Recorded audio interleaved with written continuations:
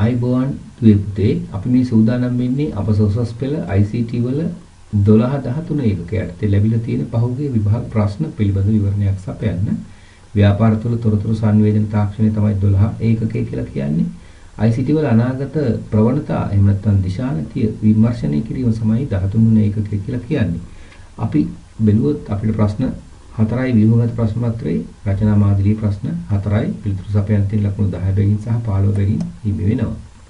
අපි බලුත් 2020 වර්ෂය තුල ව්‍යුහගත ප්‍රශ්න පත්‍රයේ අපිට ලැබිලා තියෙනවා මෙන්න මේ විදිහට දෙවෙනි ප්‍රශ්නය විද්‍යුත් වාණිජ්‍ය යටතේ පළවෙනිම කියනවා මෙතන විස්තරයක් සඳහන් කරලා තියෙනවා ඊ වාණිජ්‍ය කටයුතු අනුගමනය කරනවලු අසංගත කාලයක වහලා තියෙන ව්‍යාපාරික ආයතන විසින් ඒගොල්ලන්ට එහෙම කරන්න පුළුවන්ලු. එහෙම කරොත් අපි මෙන්න මේ තියෙන ඉඟි ලබා දෙන්න දීලා තියෙන මේ ඉඟියේ ඔස්සේ අපිට මේ භාගාන්ති වලින් පළවෙනිම අහනවා හදිසි අවස්ථාවකදී අනුගමනය කරන මේ ව්‍යාපාර ආකෘතිය මොකක්ද කියලා. දැන් මෙවැනි ව්‍යාපාර ආකෘති වර්ග තුනයි තියෙන්නේ. මොනවද මේ ව්‍යාපාර ආකෘති වර්ග තුන? එකක් තමයි සම්පූර්ණයෙන්ම පියෝ ක්ලික් කියන ආකෘතිය සම්පූර්ණ ගඩොල් වලින් සමන්විත වෙලා තියෙන සාමාන්‍ය කඩය.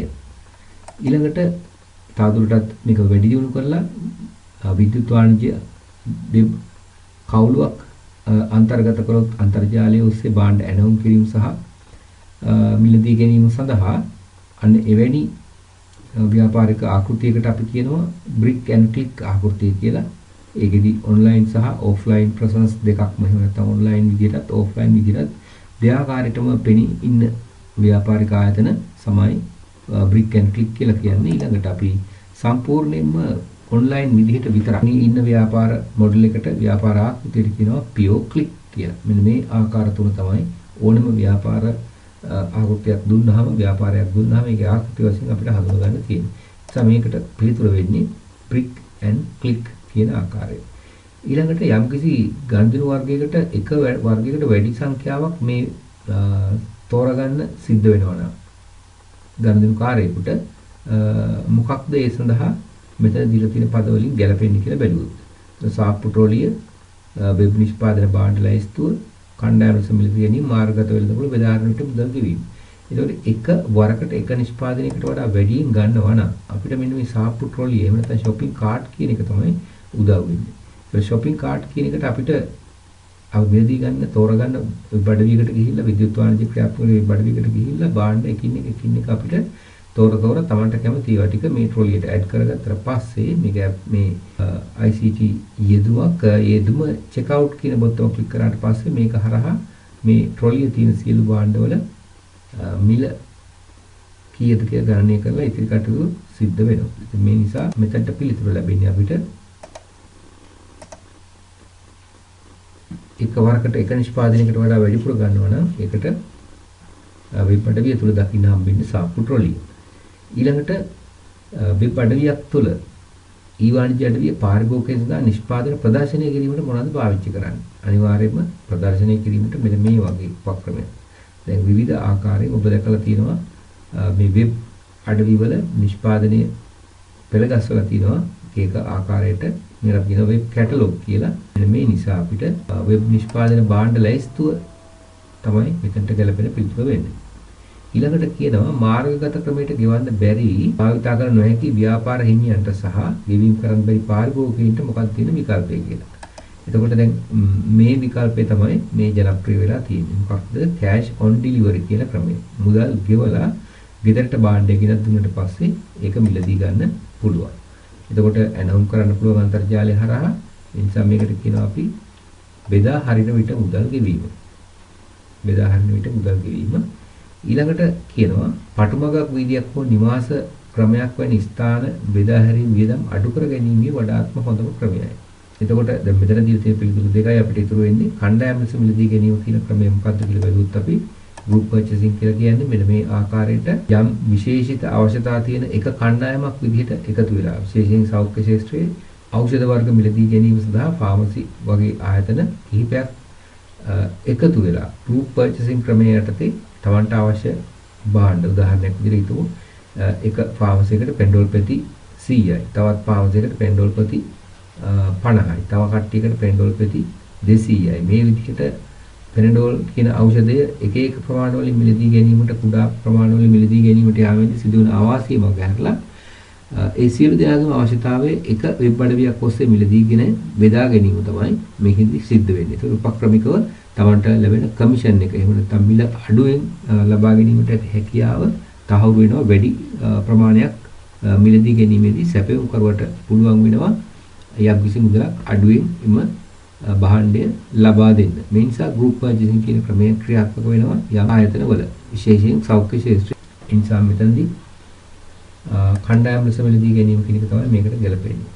ඊළඟට එහෙමනම් අනිවාර්යයෙන්ම මේ මාර්ගගත වෙළඳපොළ කියන එක තමයි පොදු ద్వාරයක් මගින් එක් එක් සාප්පුවේ සේවාවන් සඳහා ප්‍රවේශයක් ලබා දෙමින් තම ප්‍රජාවට හොඳ සේවයක් සලසන්න සාප්පු හිමිකරුවන්ට හම්බ වෙනවලු පොදු ద్వාරය කියන එක තමයි මෙතන තියෙන ඉංගිය. ඒතර පොදු ద్వාරය කියන එක යටතේ බැලුවොත් එහෙම e-market place කියන එක. එහෙම නැත්නම් මාර්ගගත වෙළඳපොළ කියන එක තමයි සිද්ධ වෙන්නේ. මේ සාමාන්‍ය වෙළඳපොළක්. ඒතර මෙතනත් ඇවිල්ලා විවිධ වෙළඳුන් විසින් මේ භූමියේ තැන් තැන්වල තම තමන්ගේ වෙළඳාම සිදු කරගෙන යනවා. ඒතකොට මේක විද්‍යුත් වශයෙන් කොහොමද කරන්නේ?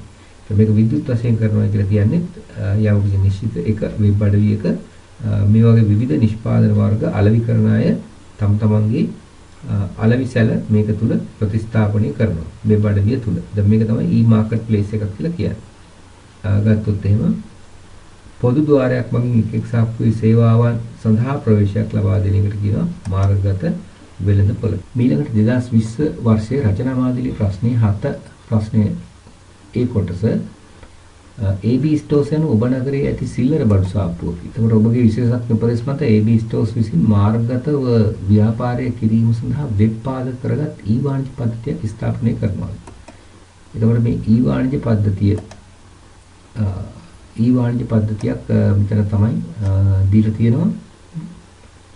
AB ස්ටෝර්ස් නගරයේ තියෙන සිල්වර බඩු සාප්පුවක්ලු.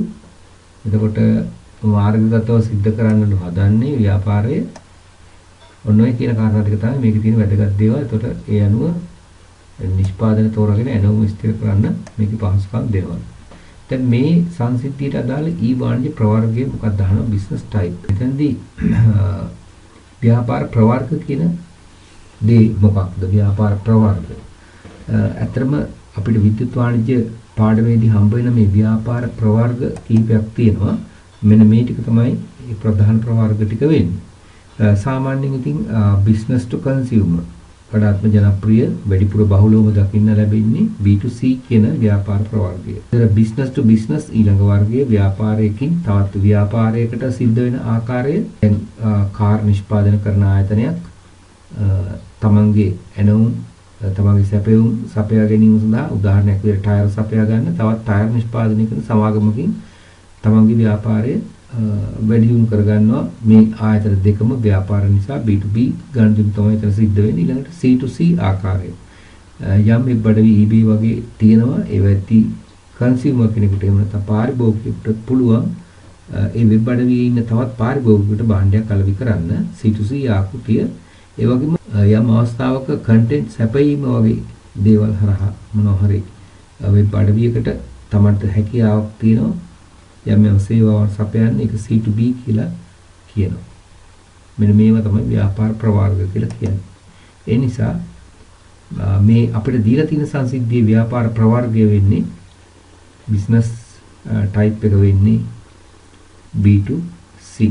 මෙන්න මෙහෙමයි අපිට මාකටිං ස්කීම් එකේ එක ලකුණක් හම්බ වෙන එකට ව්‍යාපාරයේ පාරිභෝගිකයාට එහෙම නැත්නම් B2C. ඊළඟට ඊ-වාණිජ්‍ය මගින් AB ස්ටෝර්ස් හරහා ඉදිරිපත් කරන ආදායම් ආකෘතිය මොකක්ද කියලා අහනවා. දැන් මේ e-commerce වෙබ් අඩවි වල නැත්නම් විද්‍යුත් වාණිජ්‍ය වෙබ් අඩවි වල ගොඩක් වෙලාවට මුදල් හොයන්න පාවිච්චි කරන උපක්‍රම ටික ඊටම නිශ්චිතයි. ඒ ටික අර්ථ දක්වලා තියෙනවා. අන්න ඒවා තමයි මේ ව්‍යාපාරයේ ආදායම් ආකෘති කියලා කියන්නේ. ආදායම් ආකෘති මොනවද එහෙමනම්?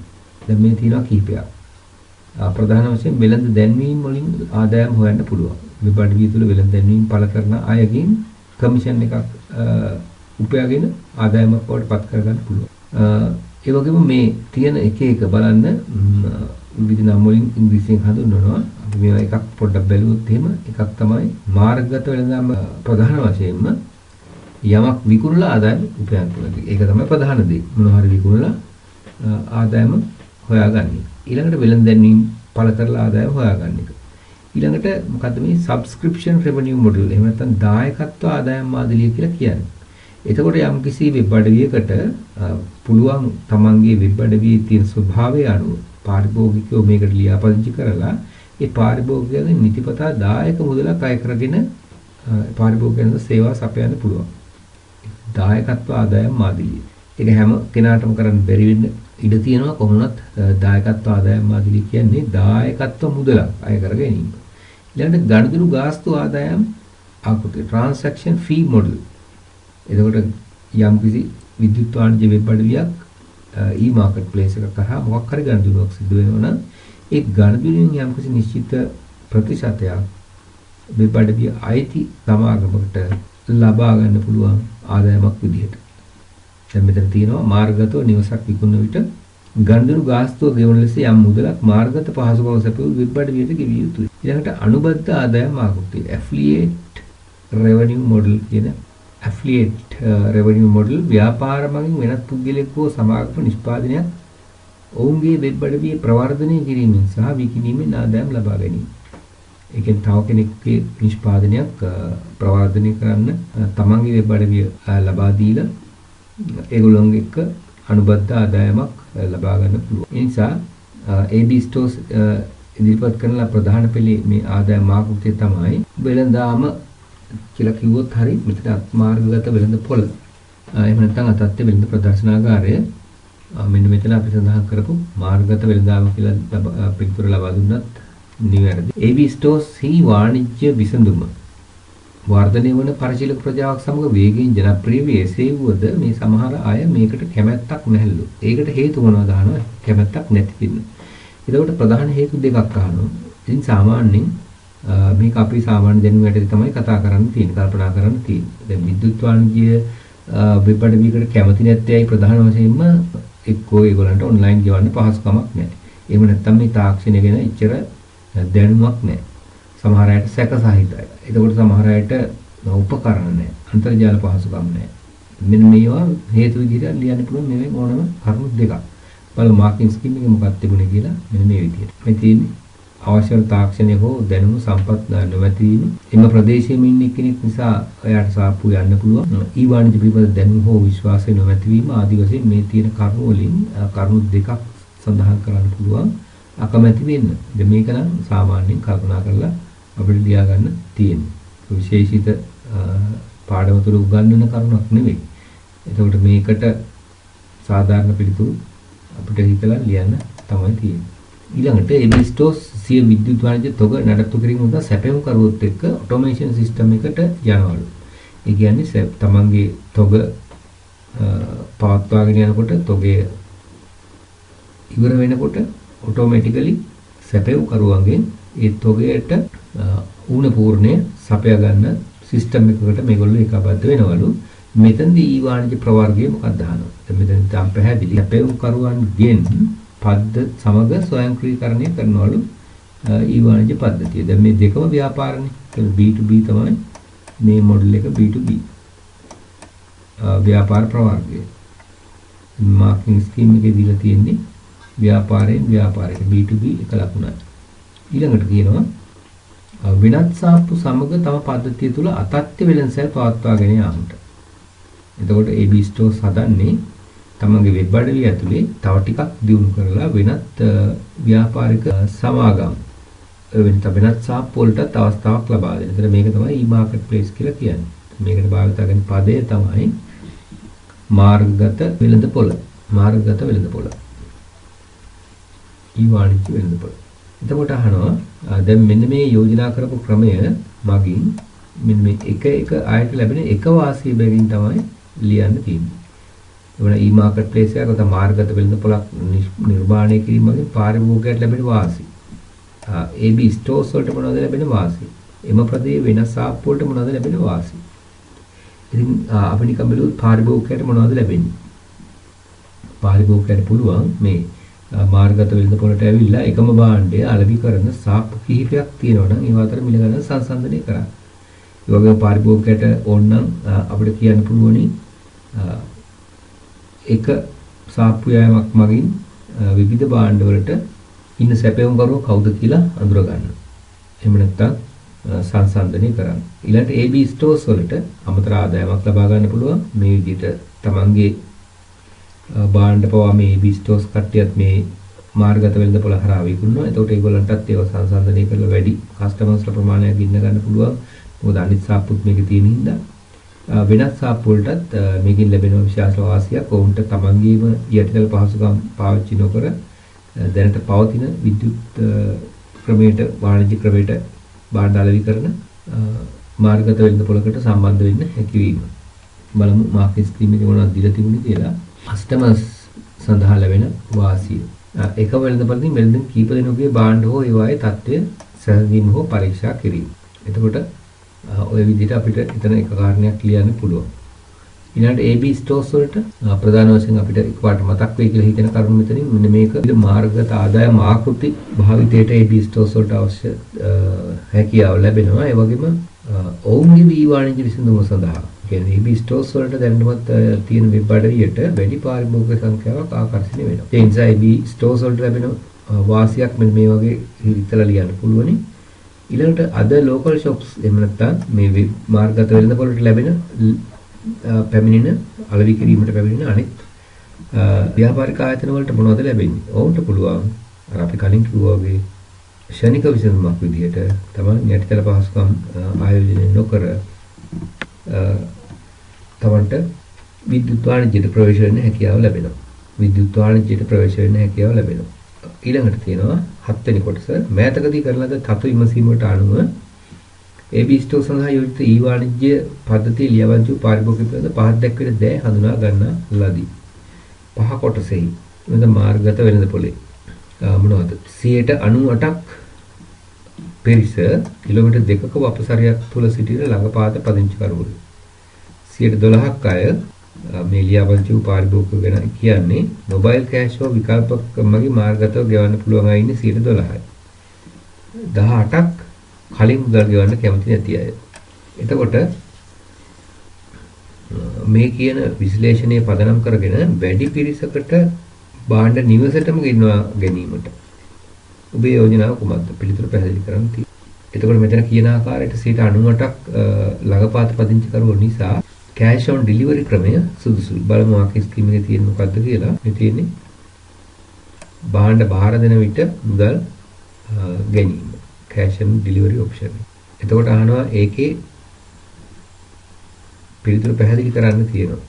8 වෙනි කොටසේ තියෙනවා මේ AB ස්ටෝර්ස් විද්‍යුත් වාණිජ්‍ය ව්‍යාපාරයේ පාරිභෝගික මිලදී ගත්ත භාණ්ඩ ගෙවල් වලට ගිහිල්ලා බෙදලා දෙන්න තුන්වන පාර්ශවයකට බදු දෙනවා. එහෙම නැත්නම් තුන්වෙනි පාර්ශවයක් සම්බන්ධ කරගන්නවා. මේකේ තියෙන වාසි දෙකක් අහන්නේ.